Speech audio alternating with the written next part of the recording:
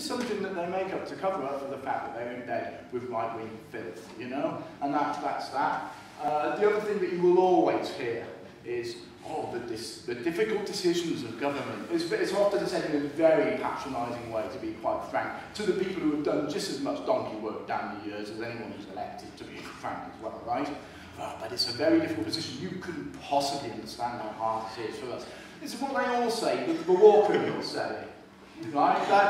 You got, it's not even funny, you know, there's several 100,000 dead people in Iraq. I know they don't matter because they're brown and they talk funny and all that, but they're dead, right? And that was, oh, it's the difficult decisions of the government. So when you hear people say 99% green budget, difficult decision for the government, it's nonsense. It's a very, very weak argument to be falling back on it. It exposes the fact that they've walked into a trap, as has been testified earlier. Thank you. People who haven't spoken, Doug, you haven't spoken yet, and at the back, and so 1, 2, 3, 4. Yeah. Doug McSelf, that's South East Essex Green Party, moving to Stafford and Stone Green Party, sort of between the two. What I kind of want to move away a little bit, away from talking about Brighton Home and really talking about a more broader approach to the anti-cuts movement and doing something much more constructive and thinking about how Greens can engage in the anti-cuts movement, how Greens should be engaging in the anti-cuts movement, and what we really need to be doing post the Brighton situation is looking at a much more concrete resistance. One thing that has become abundantly clear is that what we do have is a number of individual organisations talking about uniting the way in which different groups work, and what's apparent is that they have a lot of top-level rhetoric, but are not necessarily able to put enormous amounts of frontline pressure and put feet on the ground in lots of different places. The Coalition of Resistance is probably one that's best at doing this at this point, but there needs to be a greater coordination with that. There needs to be a building of that and really looking at how do we increase the work that they do, how do we build on the work that they do, and how do we as Greens build on the work that they do. And I think that's an important thing for us to do. Go back to our local parties, think about affiliation. Yes, it's a plug for CORE, sorry about that, but think about affiliation to CORE, think about working with, look at the local trade union people local to you. Who can you work with locally on doing something? Can you build a local anti-cuts committee? Can you do something that isn't just about treading the road of electoral politics, but is about campaigning, trying to, from the outside, change what's going on in the council chamber? Because there have been so many tiny local successes. Certainly in Southend we had a massive success over keeping a sort of daycare centre open, and that the impact there, this wasn't people who were elected, this wasn't people who, some of the people had stood for election like myself, but never, Southend like Stafford and Surrey, deeply Tory area, Southend, deeply Tory area. But so that was very much about grassroots campaigning on the ground, and I think we need to be taking that, doing all those little local things, but also generalising that out to building a coherent and coordinated resistance. And I think that one of the things that we should be looking to try and influence the Brighton Party about is political leadership in that context. They do have a position. Even post this, they have an opportunity, and I still think they have an opportunity, to genuinely provide political leadership, to look at working hard on building resistance with other councillors and with other people who are outside of the political system. And other MPs, obviously, Caroline, Corbyn, McDonnell, are the same old in that context. But at the same time, with that, in light of that, there are Labour councillors, there are independent councillors who will stand up with that and fight on those terms. I think that's something that we really need to be doing when we're talking about, Jonathan Howard talking about being creative. Those are some of the creative things we need to do. We need to be building alliances much more than we ever would do normally, because it's such a massive task ahead of us, and we need to think outside of just the party political approach and growing much more outside of that. Okay. Alan Francis, Milton Keynes. I have a lot of sympathy with the Brighton and Hove Queensway councillors, because they were between a rock and a hard place, basically. voted, when it came to the substantive budget motion, it was clear it was going to get carried, and they were going to have to try and implement it. Now, you could maybe argue that tactically it was sort of wrong for them to have voted for it, but the outcome would have been exactly the same, that the budget would have gone through. And they had made their position clear by voting against the Tory and Labour amendment. So I think that that can be sold to the media and so on, as that the Greens did vote against the cuts. I think there's a story there. But our plea to Green Left is, please, by all means, continue these debates within the party, and that's healthy, but don't go slagging off the Brighton and Hove Green councillors. There was a piece in the Guardian Diary I saw 2 or 3 weeks ago, which pointed me to the Green Left blog, website, or whatever it was, which I thought was a very unwise and unhelpful piece on there about the situation. That's nothing from the executive here. So, you know, what I'm saying is, I don't know who voted, how it got there, but post this conference, please don't let's have that sort of thing being written about the situation in Green Party by the vote, because I think that would do more damage to the party than the decision that the individuals on Brighton and Hove Council took.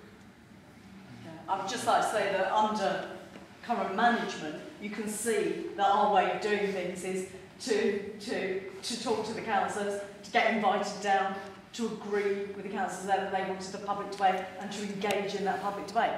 That is what we are doing. That is the level at which we plan to operate. I mean, obviously we don't have control over everything that's going on. I'm going to come down to front row here. I don't know if you want to come in for straight after and then come back. And then that's James and maybe Peter to finish. I'm Gerald Hartley from Stroud Party. We've got a local Stroud anti-cuts movement, which is driven along by an anarchist who's actually brilliant at the job. The Labour Party, the Socialist Party and the Green Party. John Marjoram and myself, as representing the Green Party, do spend a fair amount of our time trying to persuade the Labour representatives and the Socialist parties not to kill each other. Yes. But that's party law, that's party law. We've had a lot of success. And I think one of the messages out of that is that you have to have the maturity to try and make some judgment about when you compromise about things in order to get something done. You can stand back at one layer and say, I know where I want to go. I'm sure I've got a very similar pedigree to a lot of people here. I'm a past very active trade unionist and a member of the Communist Party way back.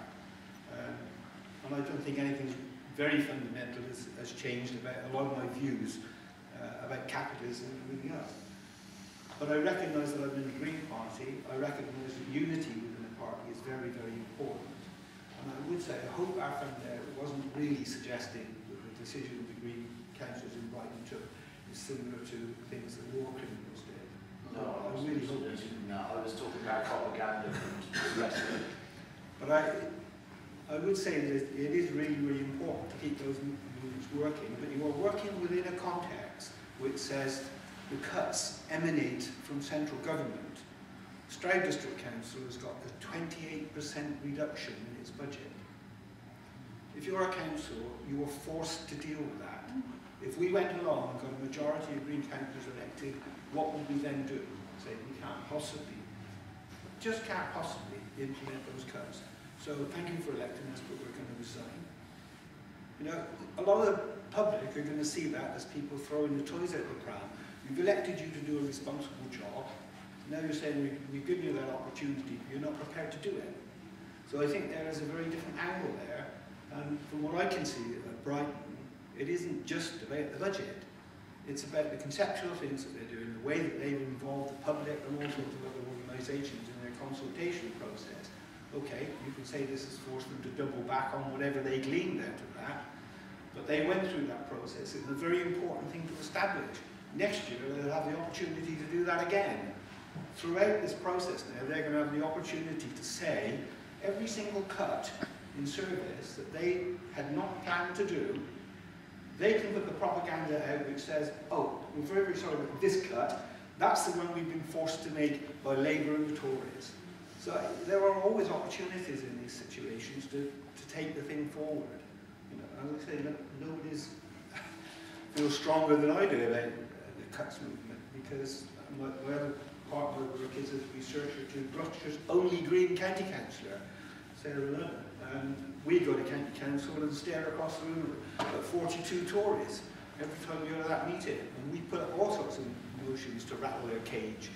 You're doing what you can do within your scenario. That's it. We do what we can. But you're doing an awful lot more outside of that role as well, and that's probably what more Greens need to be doing as well. Just putting with that. I'm going to come back to John, because I said I would come back to John Cohen again. This is from Liverpool. Thanks, Romain. One thing I think I agree with I'm hearing, and I disagree with what Tim Dawson said before he left, is that the idea of local autonomy is a complete bogus argument, that anything that we do as elected Greens has ripples or torrents that affect all of us, and that's why when I'm proposing to do something a bit different, I would always discuss it on the Association of Green Councillors list in order to be told I'm doing the wrong thing. I think James sometimes has done me that service.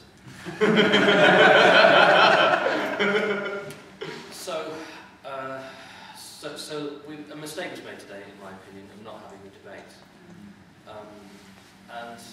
I think I'm not in the Green Left, as you know, but I think the Green Left has the potential to enrich the rest of the party, bring ideas into it, and make challenges to the rest of us. So I regret losing people that are leaving for that reason. But as I said before, there are limits to the elasticity of a single party, and I think I'm quite clear that when I stand for election as a councillor, I tell people I'm going to be their councillor. I'm not going to make a revolution for them. I'm going to try and make things better for them. And that is more important to me than the political party I belong to. Although I have responsibilities as well to other members of the political party. And as far as I know, I think the consensus amongst elected councillors is that they would follow what the gentleman here said, that if faced with a situation of having to implement cuts, you make the best of it, and that is the better thing to do than standing aside and trying to make the revolution happen. If someone could do me the service of making the revolution happen, then that would be very nice, but I think that's so unlikely that it would be wrong for me to take steps that would lead to the collapse of services for old people and all the rest of it. I mean, my mother's in residential care. If the money runs out, there are lots of people like that who would be in pain, and that's my position. Well, thank you very much for that, John. I would say that let's have a round of applause. I would say I'm in a political party, which I came to in relative old age, really, into my 40s before I brought that a political party. And I still don't think it's a normal and natural thing, maybe for a human being to do, to belong to one. You've got some, not ants in your pants, but there's something running through your blood, and you decide what you're going to do, and you think, well, I'm going to dedicate certain energy this way. I would say in complete contrast with John, when, I've said this a few times this weekend, I didn't sit around thinking, I'm, fairly privileged and happy, I love the way things are going on. I've got a few spare evenings every week, I think, really, and I never need weekends. I think I'll offer myself up to be a councillor and to serve all my local community. It really wasn't that. I gave all that up on the understanding that would give me the position to voice more climate change and social justice issues. It would give me more of that platform to help spread those ideas and to build that alternative to the rubbish that existed everywhere as the accepted norm. So this was to start the revolution, but to do it without, we argue about not cutting adult social care, looking after our disabled. If there's a bloody revolution, those people, we are not going to be able to carry them, feed them, change and look after while we're on the barricades. You can't do that. So in a political party, you are trying to do the sensible thing, the gradual thing. You're trying to implement policies. You're kind of trying to show the way to do that without causing hardships to real human beings. But it's a revolution of sorts. If you mean you need to do a topsy-turvy thing with the values that we have in our society. So it's how we're going about it. Well, yeah, absolutely. So, that's me for tonight. I'm just going to come to James, and that Peter might want to finish. Yes, you can. 1, 2, 3, and a little bit of. I think we might just be able to, if everyone's brief. I just, as John's intimated, I don't always agree with him. But I think one thing he did say, and Samir Girard, who's the deputy group leader of Norwich, who's a member of Green Left, said at a core meeting actually last year sometime, he said, as a councillor, the first thing he's committed to is firstly his conscience, then his constituents, and then his party lastly. And I think that's something I think John probably believes as well, and I think I agree with him. I just want to come back about what Jim said about the sort of us being a federated party. Yes, we are a federated party. In the Constitution, which I know a bit too much of for my own good, it says you are a member of the Green Party nationally by privilege of being a member of your local party. So even though we have national membership, the founding of us all being conferenced together from different areas is by the fact that we are members of our local party, and then we subsequently are members of the national party. So yes, that is the case. However, there has been increasing centralisation in the party since there was a leader and a deputy leader. Good things that they do. That was a massively centralising operation. And I think for Tim to stand up and say, that's up for Brighton, you know, that's like saying if there were 20 Green councils and you know, one of them did something different, then somehow you wouldn't, you know, there wouldn't be any opposition to that. I think it's a patently absurd idea that we shouldn't be allowed to debate what the only Green Party in power in this country, with any power, is doing. And Jason Kitcat said, reverse spring 2011, Jason Kitcat said at the debate on cuts, which Peter Allen was the proposer of the motion, said, well, even if this motion gets passed, it's none of your business anyway, it's for Brighton. And it is true that they are not whipped, as Alex was saying, and it's true that they should be firstly to their conscience. But the idea that the party nationally shouldn't have a viewpoint on what enormous amount of resources are going into Brighton, have gone into Brighton. I'm not just talking about money, I'm talking about people, I'm talking about the entire operation. In 2010 and largely in 2011, there was a massive national campaign. The fact that we all pay our membership subscriptions, that we should not then have the democratic right to at least have an opinion on what they say is, you know, I think absurd. And if I may remain, I'll just read very briefly what a few people on Twitter have said. Ben Bradley said about this, so GP conference doesn't allow debate on Brighton budget. I will wait to see what happens tomorrow, but that might be me out. And Matt Selwood, former councillor in Oxford, is extremely concerned to hear that GP conference have refused to debate the Brighton issues in plenary. The entire point of GP conference is open debate. I think, you know, it's absolutely tragic. I'm a bit ashamed that I was convening SOC when that went through. It was conference's decision. It's not my decision to reverse a decision made for conference, but it was obviously one that was done cynically, manipulatively, and one that we should not be doing in a democratic party.